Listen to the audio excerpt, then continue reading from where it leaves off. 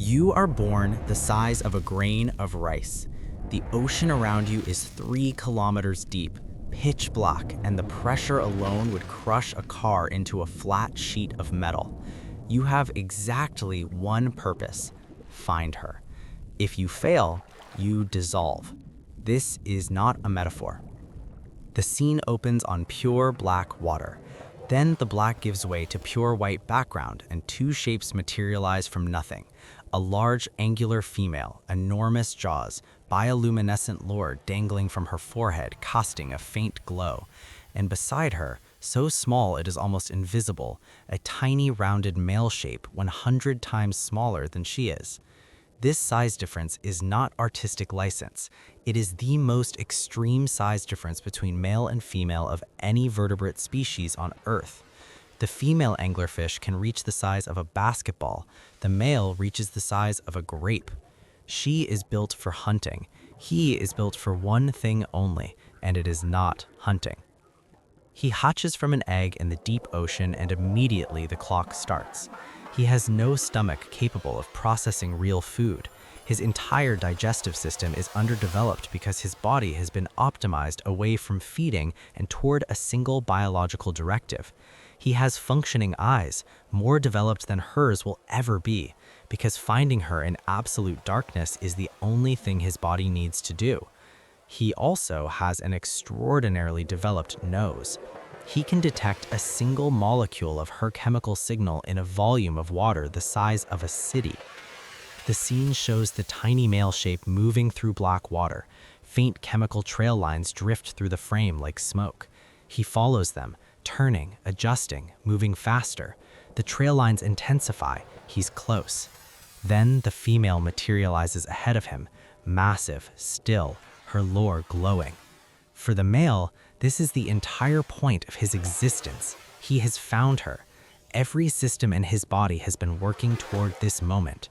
Now comes the part that changes everything. He bites her. Not aggressively, not as a fight.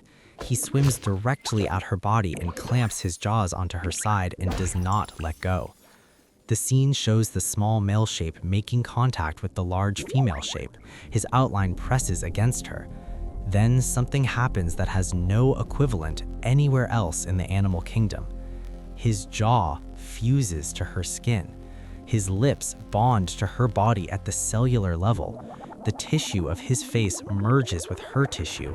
The boundary between where he ends and she begins dissolves, literally, biologically, permanently. Blood vessels fuse. His circulatory system connects to hers. He is no longer a separate organism in any meaningful sense. He is now a permanent physical attachment on her body.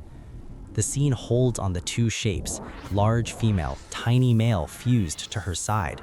Then a second male shape appears from the dark, also following the chemical trail, also moving toward the female. He bites her too. Then a third shape appears. A female anglerfish can carry up to 8 males fused to her body simultaneously. 8 separate organisms that were once independent creatures, now permanently attached, receiving nutrients directly from her bloodstream, existing entirely in service of one biological function. Here is the part that makes biologists stop and stare at the data. When the male fuses with the female, his own immune system, the system that would normally attack and reject foreign tissue, shuts down entirely.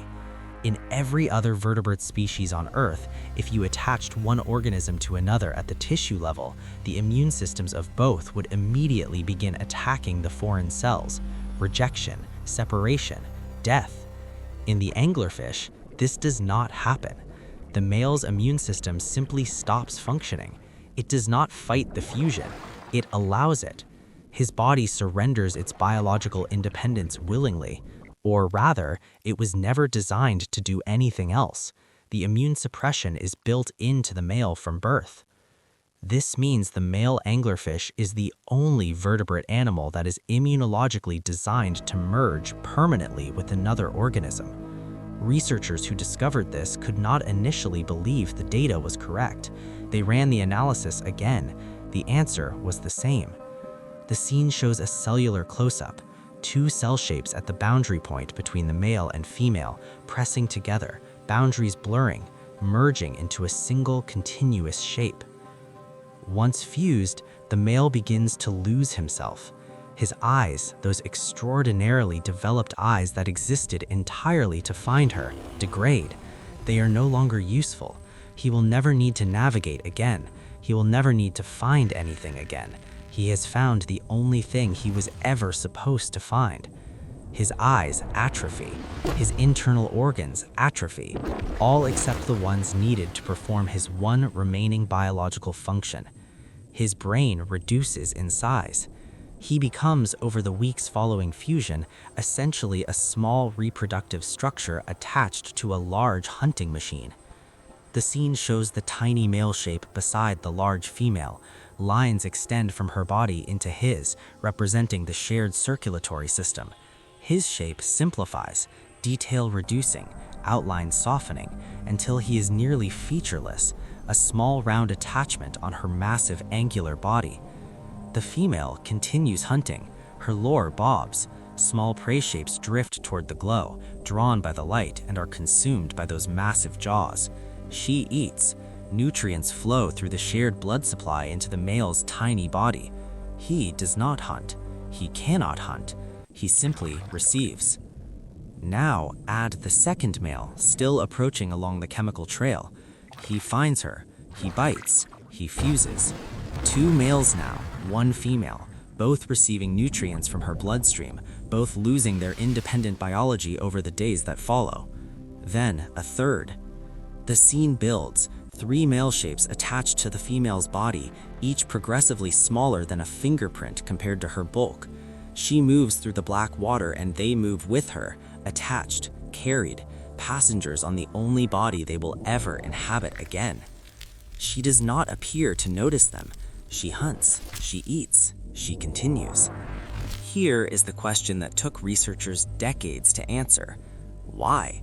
Why does a species evolve this system rather than the conventional system used by virtually every other animal? Male and female meet briefly, reproduce, separate, live independent lives, make choices about where to go and what to eat and who to find. She does not have that world. He never had it at all. The deep ocean does not offer choices. It offers one thing, the conditions under which survival is possible, and anything that cannot meet those conditions exactly is gone within one generation. The male anglerfish met the conditions exactly. He just had to give up everything to do it. Drop in the comments which part of this stopped you. Most people say the immune system, the moment they find out his own body was designed from birth to stop defending itself. Because that detail does something specific. It means the surrender was never a decision. It was never a moment of giving up. It was always the plan. He was built to merge, built to lose himself, built to become part of something larger and never come back. The deep ocean did not ask him if that was acceptable. It just made it the only way to exist.